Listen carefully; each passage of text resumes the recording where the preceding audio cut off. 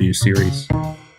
Take a load off from your busy workday and listen to the dulcet tunes of our guests, who are all over the cybersecurity landscape. We're going to ask them some hard questions, not going to lie, probably some softballs too. But no matter what, it's going to be a good time. So sit back, pour yourself a nice hot cup of coffee, or something stronger if it's that time of day, and enjoy Coffee Talk with Serge. Everyone for joining Coffee Talk with Serge, our interview series. Today I have somebody that probably needs no introduction. Once you hear his voice, you'll understand. Patrick Gray from Risky Business. Thanks for joining us today, Patrick. It's a pleasure. So one thing I want to do, let me find where this media tab is on here. I'm going to play a quick audio snippet.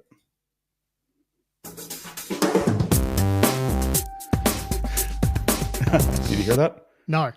You didn't hear that. So the guests will hear it. So it's your intro music for the Risky Biz podcast. And the reason I wanted to play that was I was standing in line at the post office the other day and I heard that pop up. And as soon as you hear those like 3, 4, however many notes that is, you know right away which podcast that is. And it is actually my phone. I accidentally pressed play on a podcast thing when I was standing in line. It reminded me of a thing I heard, or I think I was watching Dave Grohl with Rick Springfield. And there's a thing, Jesse's Girl, Rick Springfield's famous song. And he said, as soon as, that 3 notes or 4 notes that he played made him famous and didn't need to do any more work after that. And it kind of reminded me of your podcast. And I'm sure anybody that hears those notes, you're quite famous now. Your podcast is probably one of my top 3, if not the top podcast that I actually listen to. A lot of my colleagues, I probably shouldn't say the top, otherwise I'll get fired for not putting our podcast as top. You've been doing this for quite some time. How long have you actually been doing, I guess, just journalism in general and then Risky Business? So I started as a journo, as a contributor, sort of like 2001, and I went full time with that in 2002. So it's been, 21 years of full time reporting on cybersecurity. And the show started, I guess I got sick quite quickly of writing about security for a non-specialized audience. I sort of quickly wanted to go deeper within a few years, and there weren't really too many outlets that would let you do that. So I wound up starting a podcast, and I looked back a while ago. I looked back and I'm like, well, when did I actually start putting this together? And it was 2006 is when I bought my first microphone and stuff and did all the preparation work. And I think the first episode went out in February 2007. And initially it was just a side gig. I came out of the gate with a sponsorship because before I even published, I rang around a few marketing managers I knew in cybersecurity companies and said, look, if I put together this podcast, would you be interested in sponsoring it? And, the sponsorship amount was, pocket money really. And the marketing manager who did the first sponsorship saw it as a great opportunity to do media training for some of their employees. Already by that stage, I was quite well known for in Australia, at least, for my work in my written work, reporting on security topics. So yeah, they said, sure. It was a small amount of money and off we went. And from her perspective, it was a good way to put her staff into an interview situation and to be able to listen to that interview and provide them with tips and coach them and whatnot. So yeah, very much a side gig for me to begin with. And the reason I did it was I wanted to be able to replace some of the non-security freelance work that I was having to do, which wasn't all that much, but it was kind of boring, right? So I just wanted to replace kind of thing. Yeah. There was just that chunk of work that I wanted to get rid of. And I thought, well, if I can substitute that with a podcast, then so be it. I mean, it was kind of crazy to do a podcast back then because iPhones weren't even on the market, right? So, it was very much, I was very much an early starter with podcasts, but everyone was doing blogs and newsletters, and I just thought a podcast would be more fun. Yeah, it's been really, really good, I think, having this sort of medium and being able to listen. And I tend to go for hikes or walks and listen to Risky Business and the other podcasts I listen to. And really it gets me kind of thinking when I'm hearing you guys, banter back and forth about various things. And, it's really good that it's taken off so much. What episode are we actually up to now? I'm working on episode 722 of the weekly show, but obviously there's been so many other sort of special editions and extra interviews and stuff. I mean, we'd be well over 1,000. Yeah, it's crazy. Well and truly over 1,000 podcasts by now. Yeah. In terms of like the level of effort, you've mentioned it a few times in terms of, a lot of time it takes to actually put together one of your episodes. For the actual listeners, how long does it actually take to create, a weekly or bi-weekly episode? Oh dear. It depends on the week, to be honest, right? I mean, you've got to have certain things. So you have to have a sponsor interview ready to go. So first of all, you've got to sell that sponsor interview, and then you've got to schedule the activity, work out a topic with the sponsor, record the interview, edit it. And then you've got to write all of your, introduction, links, all of that stuff. And then there's the actual news side of it, which involves one of our staffers does this for me now, but it used to be me who would do a daily scrape of all InfoSec news from sort of selected outlets, put that into a document, start reading and start ranking and start putting things on the floor. And then, if there are stories that are being reported in a way where I think, oh, maybe this one's missing a bit of context or it's not quite accurate, that's when you start reaching out to sources, quite often sources who don't want to be known as sources. So when you hear me say something in the show like, well, I hear that XYZ, it's usually because I've spoken to someone who's pretty well placed who just wants to stay out of it, basically. So, there's a lot of moving parts that go into just creating a weekly show. But then, of course, we do so much more than that these days, and we're quite busy. We've got the Risky Business News RSS feed, where we have work from Catalin Kimpanu and Tom Uren, my colleagues, going in there. So we're publishing something like 5 or 6 podcasts into that feed every week, plus, an average of like 1.5 podcasts into the main feed every week. So there's a lot going on these days. Newsletter as well, and it's something that I think it's really good having those multiple mediums that people can consume, and being able to go either really into depth with the newsletter and then links and people reading that, or just listening and then getting their information that way. So I think it's good. It's kind of branching out into different areas. One of the things, like, I guess a quick question: what are you more sick of, ransomware or file transfer solutions? Oh God, that has to be a tie. I mean, look, ransomware is the one that is the most upsetting. And I think a lot of that has to do with the organizations that tend to be targeted. I just think it takes a particular type of scumbag to put a hospital out of business for money.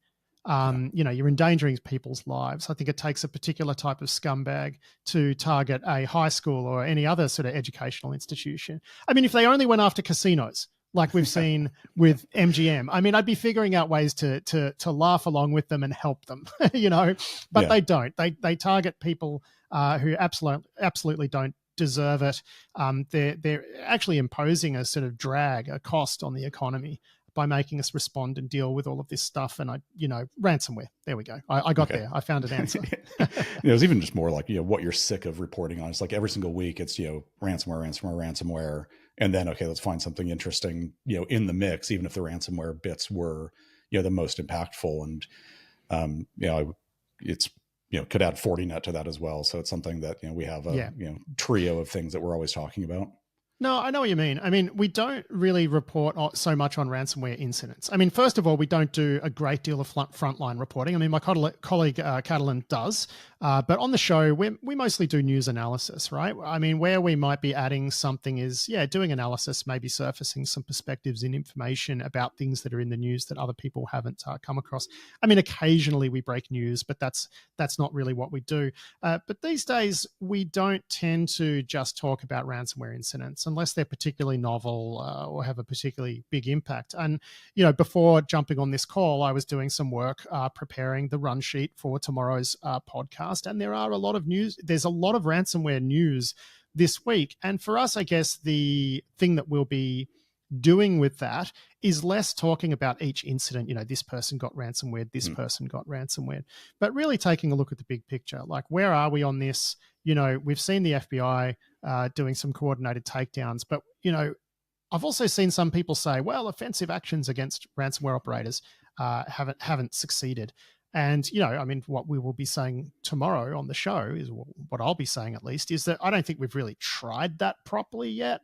FBI takedowns, long investigations that result in takedowns of various crews. I mean, that's great, but we haven't really got into a cyber knife fight with ransomware crews yet. And, that's a discussion that I think we need to continue, right? And that's a more interesting conversation than rattling off a list of the 20 most high-profile ransomware victims of the week. Yeah. And I think just having something that can actually be kind of move the needle and do something about this and get people, I guess, once we start talking about it a bit more and becomes more normalized as opposed to taboo, like why should we be offensive doing these things? Like, okay, well, they're being offensive.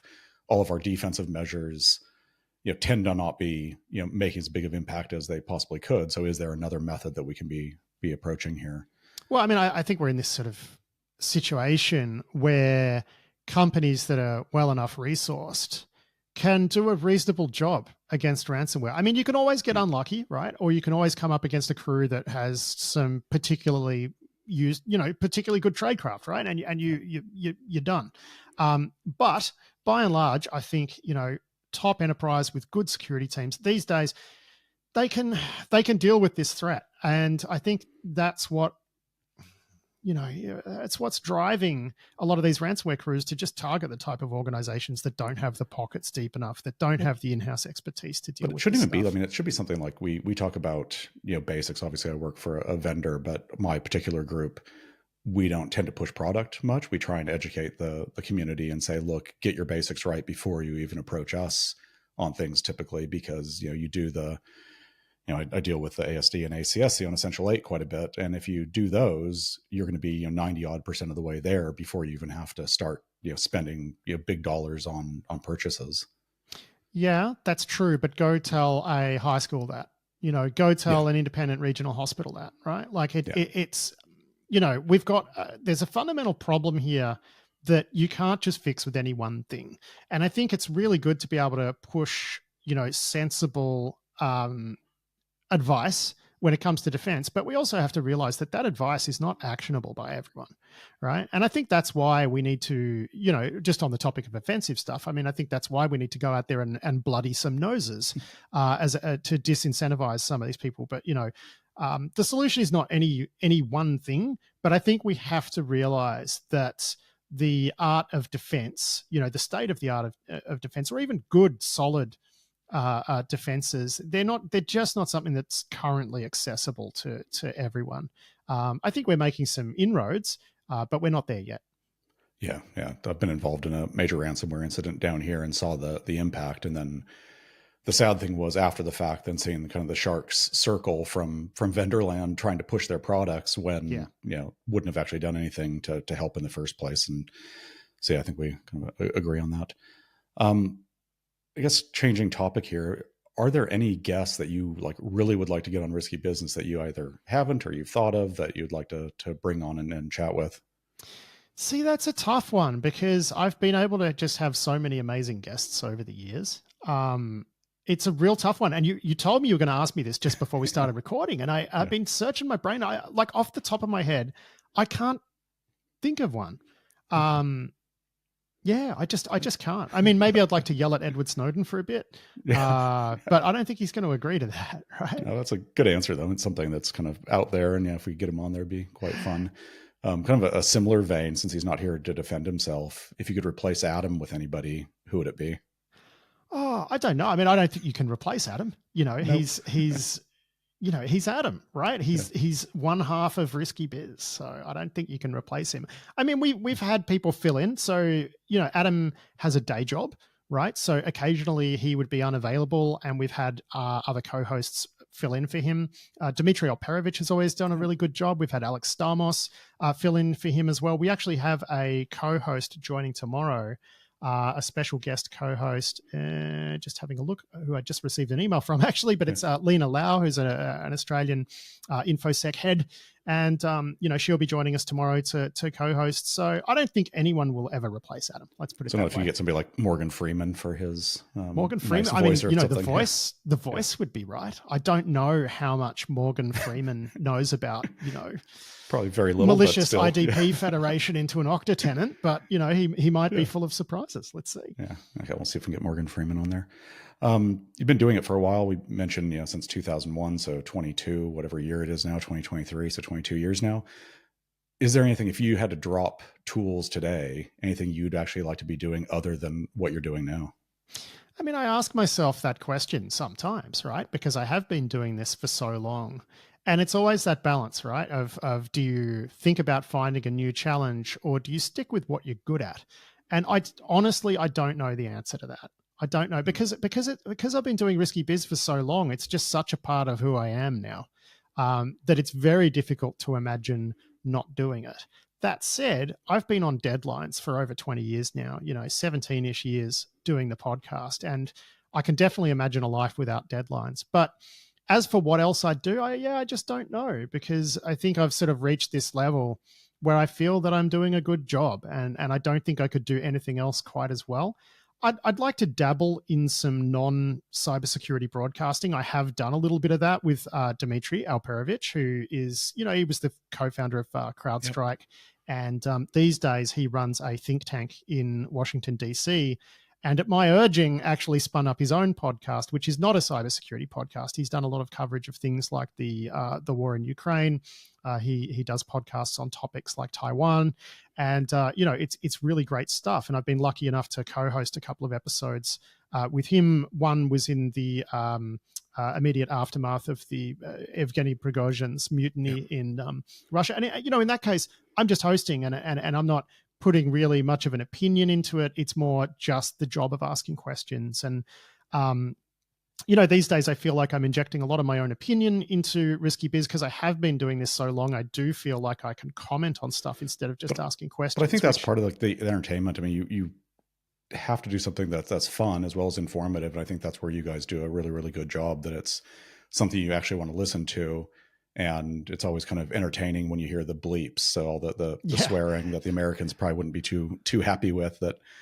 Well, the reason I bleep is someone snitched, right? Did they? So yeah, we used to swear in the podcast, and then someone snitched to Apple, and I got a nastygram from Apple saying that they were basically going to, de-rank the crap out of me if I kept, and look, after a while I realized it's because people listen with their kids in the car. So that's why you bleep. And it's fair enough. If you want to feel safe to put on the podcast around your 5-year-old, you're going to expect riding in the car with my wife, then they need some bleeps because she swears a lot. So it's, I think that's why, really.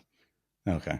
Yeah, no, it's a really good show. And I think it's, look, what I was getting at is, like, I started my career in all of this as a journalist, right? Yeah. And you don't put your opinion into it. You don't even use adjectives unless they appear in a quote in a news item.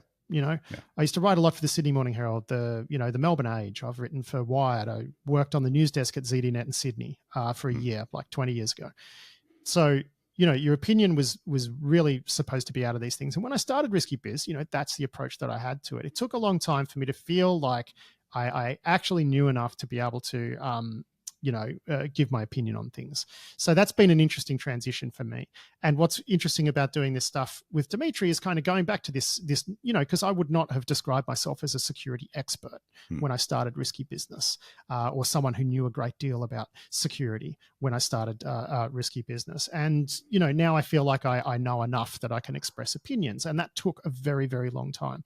So something that's been interesting for me is going back and doing some interviews and discussions where, I am just asking the questions. I'm not trying to, say anything that's, I'm not trying to deliver insights of my own or anything like that. You know what I mean? So it's an interesting thing for me to sort of go back to my roots on that. That's kind of what I was getting at. Regain your journalistic integrity. So it's, I don't know that I lost it, but anyway, thanks, Shannon. I don't think you have. It's like I said, it's very entertaining when you guys do get opinionated and start talking about things. I think it's a lot of the stuff that, is in the back of our minds and things that we would like to say as well. And you're just out there with a good platform and very large base that's listening to you say that. So, thanks for saying a lot of things you tend to say.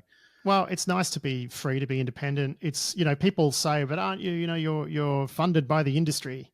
We are, but we've got a lot of sponsors, and if we say something one of them doesn't like, they're free to leave and someone else will take their place, and you would probably notice this, but we don't do anything with Microsoft, and that, we have done like a long time ago, but these days I wouldn't do anything like that because I think it's really important to have independent media that can criticize them without worrying about taking a revenue haircut, right? So all the marketing people there's a lot of good people within Microsoft that would tend to agree with what you guys say, but then I know what you're saying there.